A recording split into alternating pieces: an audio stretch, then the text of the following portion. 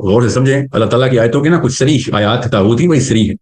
جو طاغوت پہ ایمان لائے ایک گروہ، یا پھر جو اللہ پہ ایمان لائے. آپ ایسا کوئی بابے کا فالوور بتا دیں جو اللہ پہ ایمان نہیں لاتا. کوئی ہے جانتے ہیں کسی بابے کو یا کسی بابے کے فالوور کو جو اللہ کو نہیں مانتا؟ قرآن کہہ رہا ہے یا وہ طاغوت پہ ایمان لاتے یا طاغوت کا کفر کرتے ہیں اور اللہ پہ ایمان لے آتے.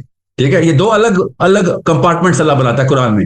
ایک رب اپنا خود بناتا ہے، اسلام کا بناتا ہے دین کے موقع پہ، اور دوسری طرف اللہ کے علاوہ ایک کمپارٹمنٹ لوگ بنا دیتے ہیں.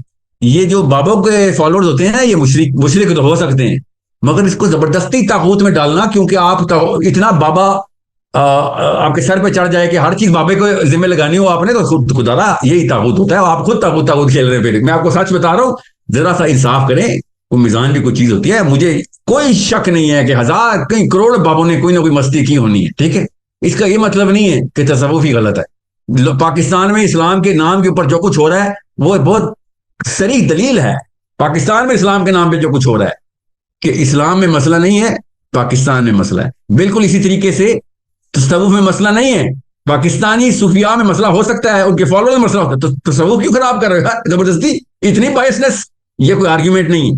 دوسری بات، اگر میں مان بھی لوں تو زیادہ سے زیادہ شرک کے کمرے میں ہی رہتی ہے یہ بات، طاغوت کے کمرے میں جاتی نہیں. آپ قرآن پاک کی وہ آیات پڑھیں تب آپ کو پتہ چلے گا کہ اللہ تعالیٰ نے کس، یا میری کوئی بھی ویڈیو دیکھ لے، لٹرلی میرا چیلنج ہے، کوئی چیز 1 گھنٹے سے اوپر کی کوئی بھی ویڈیو، اس میں سے 20 منٹ طاغوت کی بیسک ڈیفینیشن سے لے کے قرآن کی آیات کی ریفرنس کے ساتھ ساتھ میں طاغوت سمجھاتا رہا ہوں پچھلے 6 سال سے. تو میں اب دوبارہ سے تو نہیں طاغوت کے اوپر لیکچر دوں گا. آپ کا سوال مرزا صاحب کے اوپر تھا، میں نے آپ کو بتا دیا ہے وہ زبردستی کر رہے ہیں. وہ اتنا ان کے اندر بابا جو ہے نا، وہ ان کی نفرت بابوں کی ان کے اندر ہے، جو کہ کافی حد تک بنتی بھی ہے، مگر اتنی بھی نہ کریں کہ قرآن پاک کو اپنی مرضی کا کرنے کی کوشش کر دیں.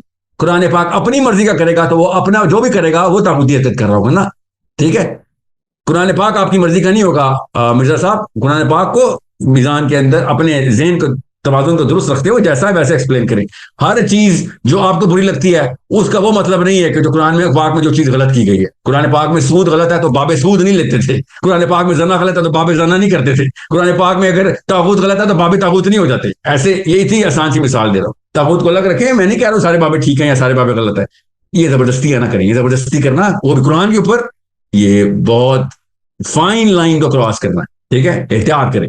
اور اگر آپ کے دل میں تزکیے کی تھوڑی رمق باقی ہے تو آپ اپنے اکیلے میں اللہ سے رجوع کر لیں. لوگوں کے سامنے بے شک رجوع نہ بھی کریں تو ویسے تو بنتا اللہ کے لوگوں کے سامنے رجوع یہ ہے کہ بھائی میں اللہ کے قرآن کے اندر ایک لفظ تھا زبردستی میں نے اپنی نفرت کے تھرو اس قرآن کے لفظ کو اپنی مرضی کا کرنے کی کوشش کی. تعویلات غلط ایسے نہ کریں.